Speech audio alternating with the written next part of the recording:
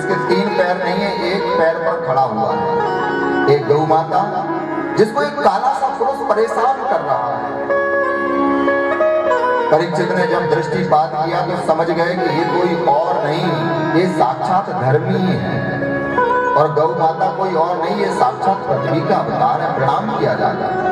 और ये काला पुरुष कौन है जो इन्हें परेशान कर रहा है? पूछा कि ये कौन है जो तुम्हें परेशान कर रहा है, तुम्हें दुखी कर रहा है? बैल ने जवाब दिया, धर्म रूपी बैल ने कहा, देखो परीक्षित, कोई किसी को ना तो सुखी कर सकता है ना ही दुखी कर सकता है। उसके कर्म ही उसे सुखी करते हैं और उसके कर्म ही उसे दुखी करते हैं। को ना काबू सुखो दुखो कर दाता, को ना काबू सुखो दुख कर दाता, को ना काबू सुखो दुख कर दाता, को ना काबू दुख कर दाता। निज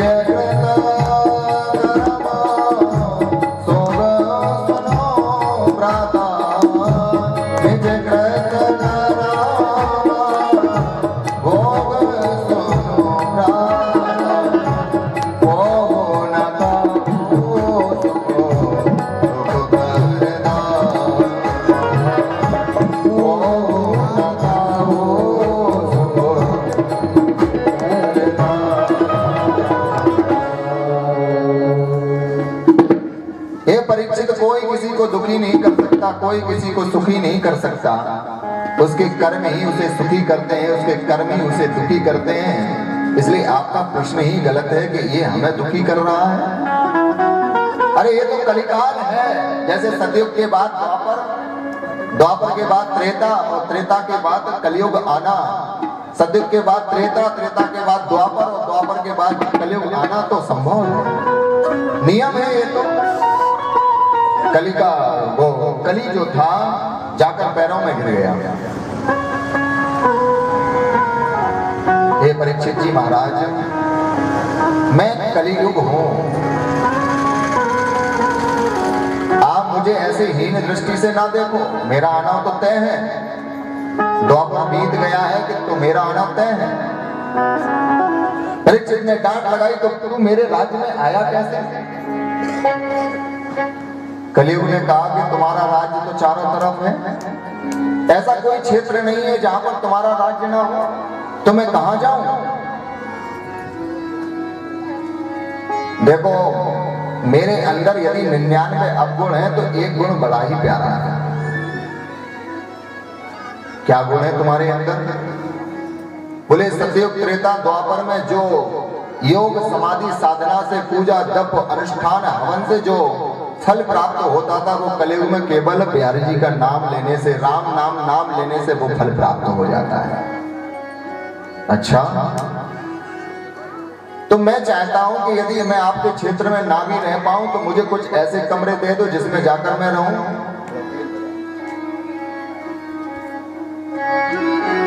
बोलना पड़ेगा राधे राधे। 4 स्थान दिए। दूतम पाणम श्रिया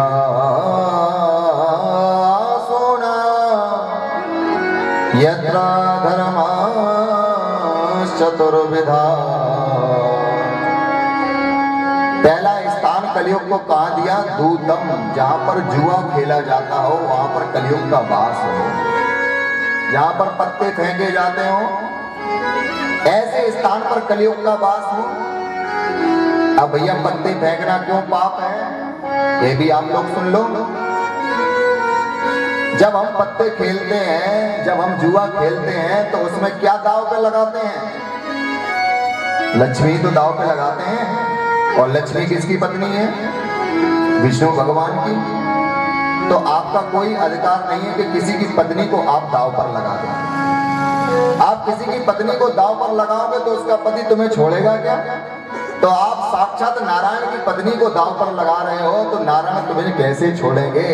इसलिए जुआ खेलने वाले कभी भी पनपते नहीं है, कभी भी उस रुपए का वो उपभोग नहीं कर पाते हैं। इसलिए भैया जुआ खेलना पाप है, क्योंकि साक्षात कलयुग वहां पर वास करता है। दूतम पानमो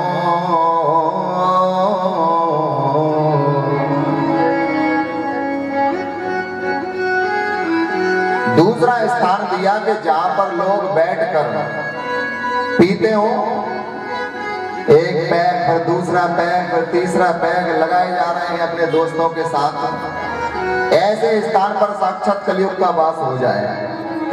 क्योंकि भैया पीते थे जो शराब उनको पी गई, और ये तो बर्बाद करने आई थी, बर्बाद करके ही चली गई। ये तो वो शराब है।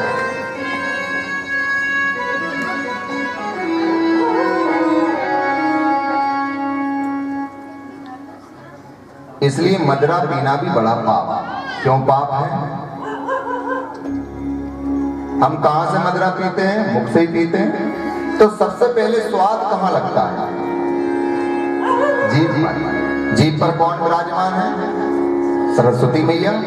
अब सरस्वती मैया को हम कभी जल से स्नान कराते हैं, कभी दूध दही से स्नान कराते हैं, कभी शहद से कराते हैं, कभी शक्कर से कराते हैं, कभी पंचामृत से कराते हैं, कभी गंधोदक स्नान हम कराते हैं हमने। और तुम मदिरा से स्नान कराए जा रहे हो, तो तुम्हारी बुद्धि तो भ्रष्ट होनी है। सरस्वती मैया उन व्यक्तियों से रुष्ट हो जाती है जो मदिरा का पान करते हैं, क्योंकि साक्षात कलयुग वास करने लगता है, बुद्धि खराब कर देता है। फिर वो तरह तरह के बहुत आशीर्वाद वचन भी बोला करते हैं, खूब अच्छी अच्छी सुनाया भी करते हैं किसी को। पर याद रखना भैया, जिसने इसका रसपान किया होगा मदिरा का, वो तो कहीं गलियों में नालियों में पड़ा मिलेगा। पर जिसने बिहारी जी के कथा का रसपान किया होगा, वो बिहारी जी के चरणों में जाकर ही पड़ा मिलेगा। यदि तुम्हें रसपान करना है तो फिर बिहारी जी की कथा का रसपान करो। क्यों ऐसी चीजों को तुम पी रहे हो जिसके कारण तुम्हारा परिवार दुखी रहता है, तुम्हारे माता पिता परेशान रहते हैं, तुम्हारी पत्नी परेशान रहती है? तुम ऐसी चीजों को पीते क्यों? बोले महाराज जी पीने से गम भूल जाते हैं। ओ तेरा तो गम चला जाता, परिवार तो पूरा गम में आ जाता है। अरे उनकी भी तो सोचो। इतने सेल्फिश तुम कैसे हो सकते हो कि तुम केवल अपने बारे में सोच रहे हो? अरे अपने परिवार वालों की भी तो सोचो, अपने माता की सोचो, अपने पिता की सोचो, अपने भाई की सोचो, अपनी बहन की सोचो। उन पर क्या गुजरती होगी जब तुम पीते होगे। एक व्यक्ति से एक भैया आई, उन्होंने कहा मुझसे कि महाराज जी मेरा बेटा बहुत पीता है। मैंने कहा भैया क्यों पीते हो? बोले महाराज जी आप क्या जानो, अमृत है अमृत। हमने अच्छा अमृत है अमृत। आज दुनिया बड़ी सयानी है और जहां पर देखो वहीं पर ज्ञानी है। मैंने कहा एक शराबी से कि बाज आ जाओ इस खराबी से। मैंने कहा एक शराबी से कि बाज आ जाओ इस खराबी से। बोले महाराज जी मेरी क्यों छुड़वाते हो? ये जो तुम सुबह सुबह नाश्ते में हरे हरे अंगूर खाते हो ना, उसी अंगूर का ही पानी है। दुनिया बड़ी सयानी है, अमृत है महाराज जी अमृत। अरे तेरा अमृत तो जाए एक तरफ। यदि तुझे पीना ही है तो कथामृत पियो। बोलना पड़ेगा राधे राधा, और जोर से बोलना पड़ेगा। अब जो पीते होंगे वो तो बोलेंगे नहीं, और जोर से बोलना पड़ेगा। भैया पहले पीते होंगे तो ठीक है। स्त्री को बड़ी दुष्ट निगाह से देखते हो, गलत दृष्टि से देखते हो, ऐसी जगह पर कलयुग का वास हो जाए। चौथा स्थान दिया कि जहां पर हिंसा होती हो, जहां पर जीवों को मारा जाता हो, ऐसे स्थान पर कलयुग का वास हो जाए। कलयुग समझ गया कि राजा परीक्षित ना तो जुआ खेलता है और ना ही ये मदिरा पान करता है, ना ही ये लंपट पुरुष है कि किसी स्त्री को गलत निगाह से देखे, ना ही ये जीवों को मारता है, तो मैं इसके ऊपर सवार नहीं हो पाऊंगा। इसलिए 5वां स्थान उसने मांगा। बोले देखो मेरे अंदर 99 अवगुण थे, एक गुण बड़ा प्यारा था, तो एक कमरा मेरा भी अच्छा दे दो जिसे हम अपना ड्राइंग रूम बना पाए, जिसमें लोग आकर बैठ पाए, ऐसा कोई कमरा दे दो। तो 5वां स्थान दिया स्वर्ण में। किसमें स्थान दिया? स्वर्ण में। अब एकादश स्कंद में उद्धव जी महाराज से भगवान श्री कृष्ण कह रहे हैं कि धातु नास्मि चेतना, धातुओं में मैं स्वर्ण हूं और यहाँ कलयुग का वास हो जाए। अब जहां बिहारी जी रहेंगे वहां कलयुग कैसे रहेगा? तो संतों ने समाधान किया कि भैया जो 1 नंबर की कमाई हुआ जो धन है, जिससे हम स्वर्ण खरीदते उसमें तो बिहारी जी का वास है, और जो 2 नंबर की कमाई हुई धन से जो हम स्वर्ण खरीदते उसमें साक्षात कलयुग का वास हो जाए। किसी ने कह दिया महाराज जी 1 नंबर की कमाई से स्वर्ण पहन पाए, इतना महंगा है, कैसे पहन पाएंगे? 2 नंबर की कमाई तो थोड़ा बहुत झूठ मूठ बोलना ही पड़ता है, तब जाके 2 नंबर की कमाई हो पाती है, तब जाके कहीं स्वर्ण मोटी मोटी जंजीरें पहन पाते हैं, तब जाके अंगूठियां पहन पाते हैं। सही बात है कि नहीं? 1 नंबर की कमाई से कहाँ स्वर्ण पहन पाए? परिवार का भरण पोषण ही अच्छे से नहीं हो पाता। बोलना पड़ेगा राधे राधे, और जोर से बोलना पड़ेगा, पीछे वालों को भी बोलना पड़ेगा। अच्छा, तो संतों ने समाधान निकाला कि भैया भले ही तुम 2 नंबर की थोड़ी बहुत कमाई कर लो, पर गोस्वामी तुलसीदास जी महाराज ने बड़ा सुंदर कहा, तो वहीं निवेद तो भोजन करही, पटु विश्वास पट भूषण धरही। जो भी हम स्वर्ण यदि 2 नंबर की कमाई से भी लाए और बिहारी जी को अर्पित करके उसे पहन लें तो वो फिर 1 नंबर का ही हो जाएगा, उसमें कलयुग का वास नहीं होगा। वृंदावन बिहारी लाल की जय हो। राजा कलयुग को 5 स्थान देकर घर लौटा और जरासंध का मुकुट सर पे लगाया। 2 नंबर की कमाई हुई धन था, वो स्वर्ण का मुकुट था, कलयुग का वास हो गया, राजा की बुद्धि फिर गई। आज तक शिकार खेलने के लिए नहीं गया, पर आज राजा शिकार खेलने के लिए चले गए।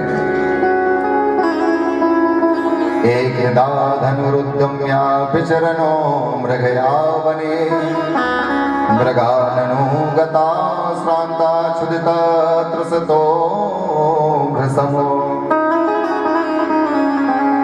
आज राजा जब जंगल में पहुंचा तो बड़ी प्यास लगी, बड़ी भूख लगी, पर एक अपराध आज ये राजा कर बैठा। क्या अपराध कर बैठा?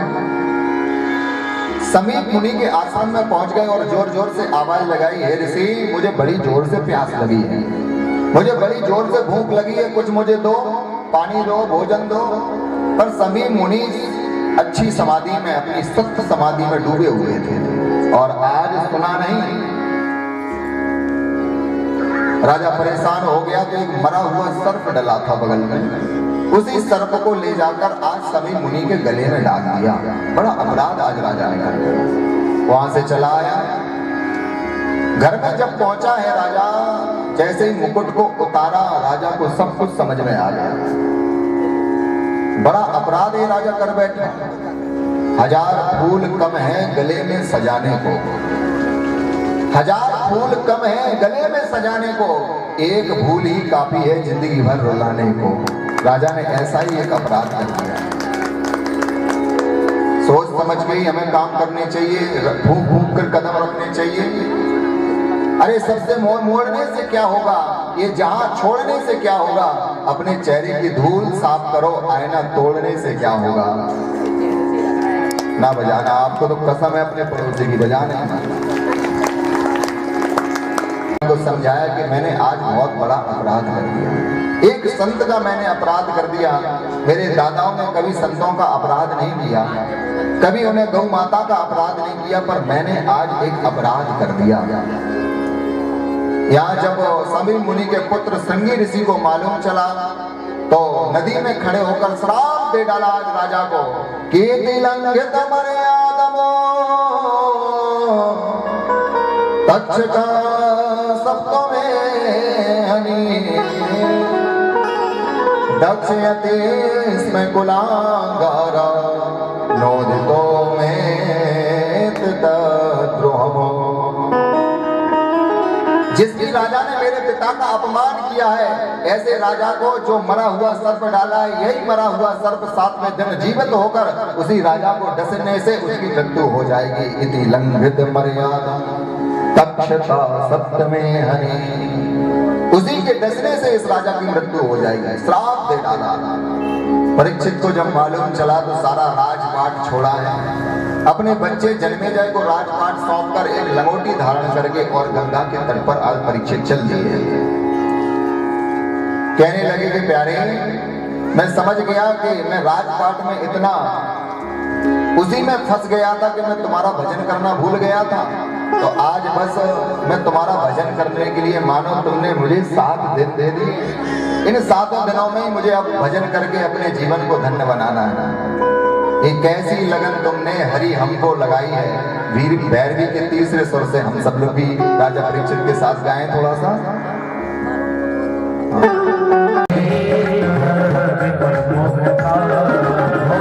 बिनु पद कर काहो बहु पद भावो, बिनु पद कर काहो बिनु पद कर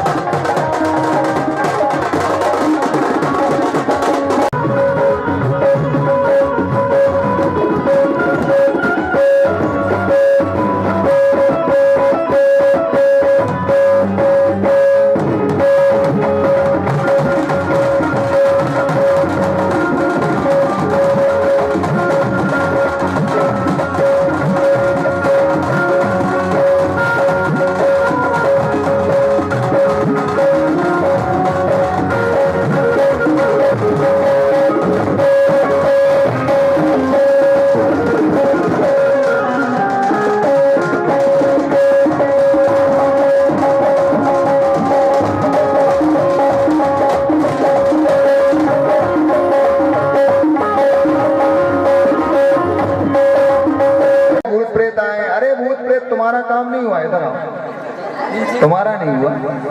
ऐसे शर्माओगे तुम फिर कैसे कैसे किसके पीछे जाओगे, ऐसे शर्माना नहीं है। बेपोले नयन काहू नयन विहीना, बेपोले नयन काहू नयन विहीना, बेपोले नयन काहू नयन विहीना, बेपोले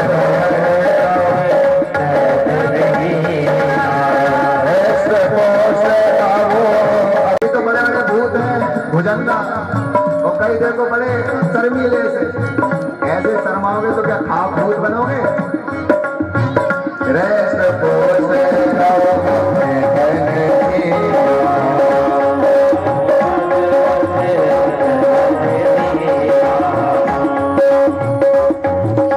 शंकर भगवान की जय। ज्यादा आप लोग आगे को मत आओ, क्योंकि आप लोगों को नृत्य तो वैसे नहीं करना है, केवल खड़े होकर देखना है, तो अपने स्थान पे ही खड़े रहो। कैसी बारात चली है, काऊ मुखहीन विपुल मुख काहू।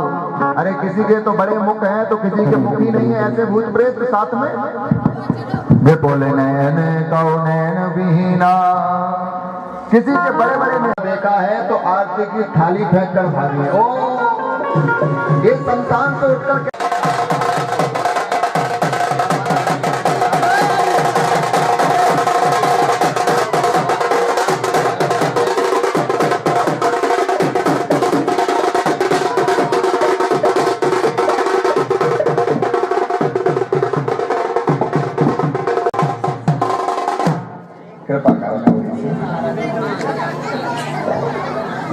भोलेनाथ के विवाह का जो प्रसन्नता है वो हमारे भैया को ज्यादा है, केवल वो ही केवल नृत्य कर रहे हैं भोले बाबा की बारात में। पार्वती मैया आई, जोरदार तालियों के साथ आप लोग स्वागत करें। बोलो पार्वती मैया की जय। जय हमारा कार्यक्रम होगा, इसके बाद फिर हम लोग आनंद लेंगे। हमारे ब्राह्मण देवता सभी मंत्र पढ़ेंगे।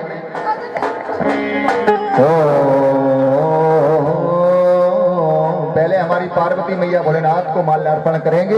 आप लोग जोर से तालियां भी बजाओगे। ओम नमः शंभुवाय च मयोभवाय च नमः शंकराय च महेश्वराय च नमः शिवाय च शिवतराय च। डालिए जोरदार तालियां आप लोग। बोलो शंकर भगवान की जय हो। हर हर महादेव। करतंबा कायजम कर्मजंबा श्रवणनयन जंबा मानसंबा पराधम वेतंबा सर्वमे तक्षमस्व। जय जय करुणाब्धे श्री महादेव शंभो। डालिए, रुकिए, बड़ी जल्दी है तुम्हें तो, थोड़ा रुक के डालिए। हाँ डाल दीजिए। ओम भोले शंकर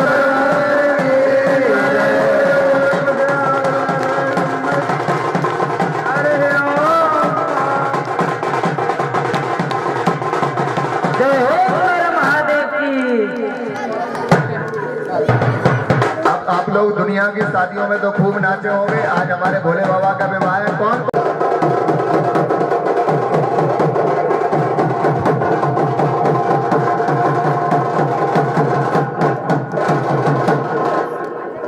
यमन तीसरे यमन। तुम लोग भी नृत्य करो, सभी लोग नृत्य करेंगे। हाँ जाना। शिव की बरतिया भोले बाबा की बरतिया, ऐसी ना देखी बारात में ऐसी शिव की बरतिया। ऐसी बारात आप लोगों ने देखी है? देखो भूतले सकीले शर्मीले से, ये तो किसी का पीछा भी नहीं करेंगे। थोड़ा डिले वाला जरा दोनों हाथ उठा के पूरी मस्ती के साथ। ऐसी ना देखी बारात में ऐसी शिव की बरतिया, ऐसी ना देखी बारात में ऐसी ना देखी बारात में ऐसी शिव की बरतिया, ऐसी ना देखी बारात में शंकर भगवान के।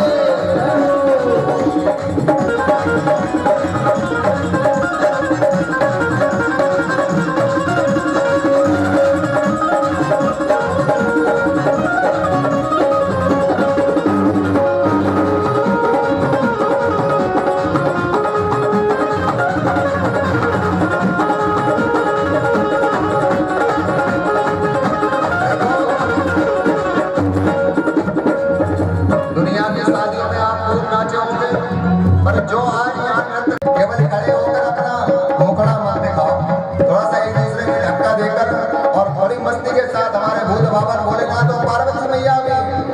ओ भोले बाबा की जय, भोले शंकर की जय, भोले बाबा की जय, भोले शंकर की जय, भोले बाबा की जय, भोले शंकर की जय, भोले बाबा की जय, भोले शंकर की जय। जटाधारी की जय, त्रिपुरारी की जय, जटाधारी की जय, त्रिपुरारी की जय, जटाधारी की जय, त्रिपुरारी की जय, जटाधारी की जय, त्रिपुरारी की जय। बाबा की जय,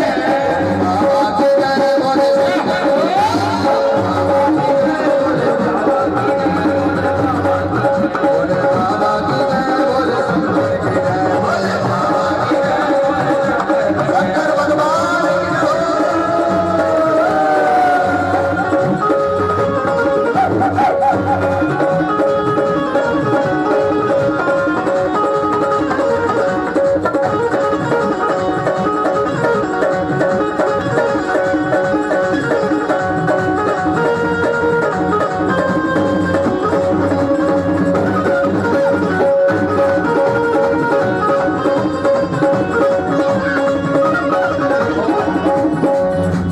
हमारी माताएं तो थोड़ा बहुत साथ दे ही रही है, पर हमारे भाई बंधु यदि डीजे बजा दिया जाए तो एक डीजा फोड़ दे, पूरे डीजे को फोड़ डाले।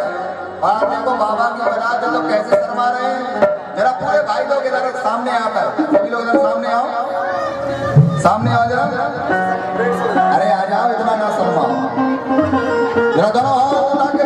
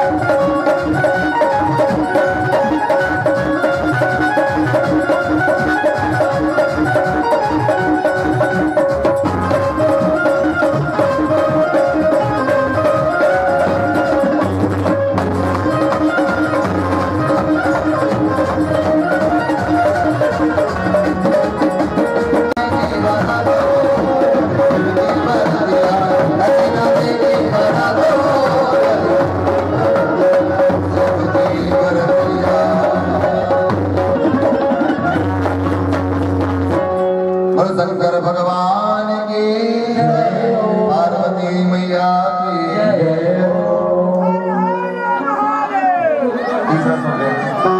देखो हमारे भोले बाबा की शादी में भूत नाचे, भूत नाचे रे भूत नाचे, भोले बाबा की शादी में भूत नाचे, ओ भूत नाचे रे भूत नाचे, भूत नाचे रे भूत नाचे, भूत नाचे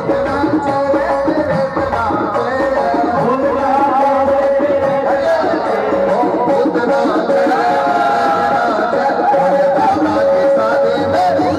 भूत नाचे।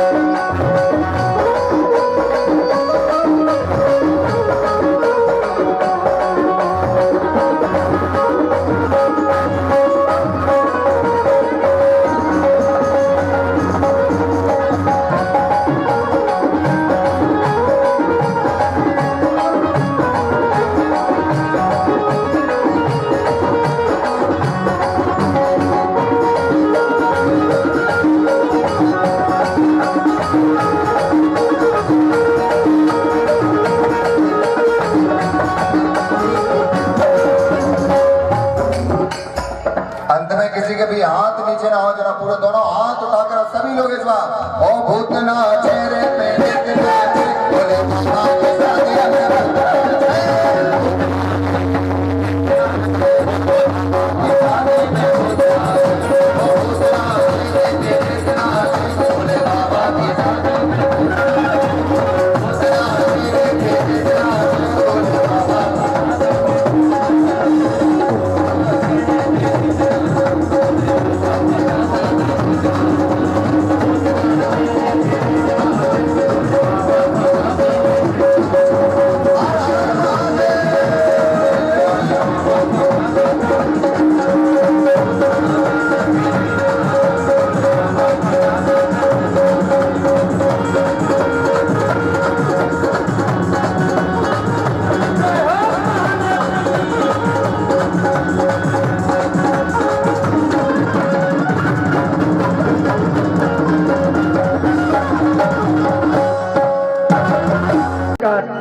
कोई गंगा नहीं है।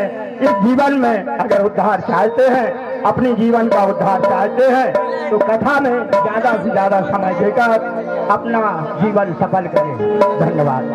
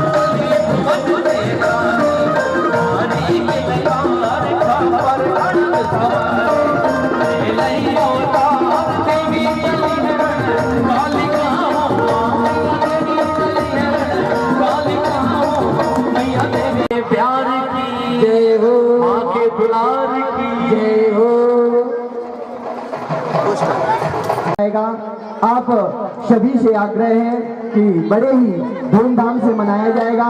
जो भी माताएं बहनें इस नंद उत्सव में अपने घर से जो भी लड्डू गोपाल को माखन मिश्री का प्रसाद लाना चाहते हैं, वो अपने घर से लाएं और कल नंद उत्सव की कथा सुनाई जाएगी।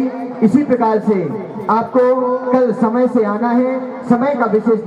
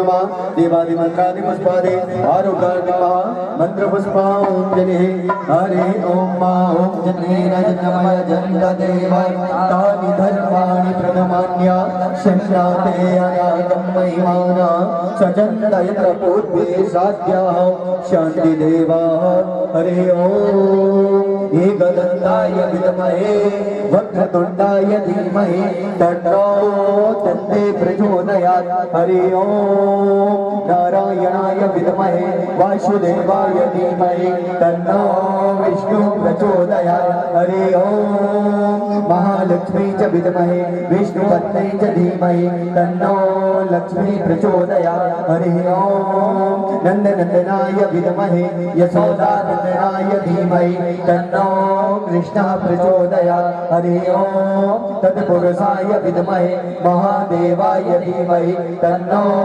रुद्रः प्रचोदयात् सेवन्तिकामिकुलचम्पक पाटलाब्जे पुण्याङ्गजादिकरवी दलसाल पुष्पै बिल्वप्रवाह तुलसी दलमञ्जरीवे त्वं पूजयामि जगदीश्वर मे प्रसीदो नाना सुगन्धि पुष्पाणि यथा कालोद्भवानि च पुष्पाञ्जलिर्मया दत्तं प्राण परमेश्वरा।